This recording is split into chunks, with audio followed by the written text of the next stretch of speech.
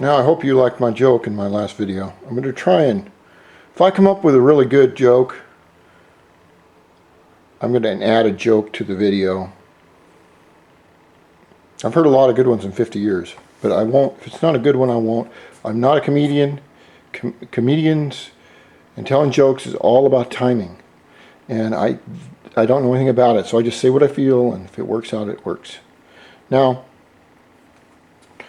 the flywheel's been put back on. Everything's clean.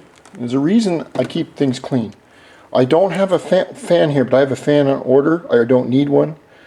But the reason that I keep everything clean down in here and all in these places is that there is supposed to be no oil or no leakage or anything down in here. If there is oil or leakage, then it's either coming from up here on this base gasket, or it's coming from this watertight gasket, or it's coming from, the most common culprit is the crank seal, because the crankshaft may be a little bit out of true. Now, a little bit of oil doesn't hurt anything, but when you start to get oil on the windings in here, see the magnet there? Magnet's here, the windings are on the other side. If you get enough oil on this magnetic field all around here, you will lose electricity at high speed and your bike will start to cut out on you. And if that happens, then that's where one of your big problems is. Everything's ready to go. The other side's been rebuilt.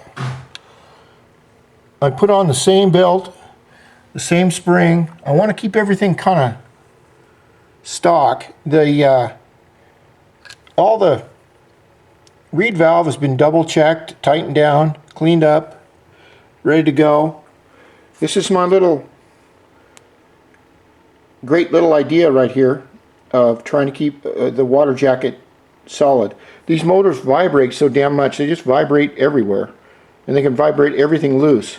Now what I'll do, after I run this a few times on these copper or brass washers, I'll come back when the motor gets all set in, and I'll put on some of this red high strength thread locker. And I'll pull off these nuts one by one and then crank them back down. And don't ask me what, I don't use torque wrench or anything. I only get everything as tight as I feel like I want it. That's how that works.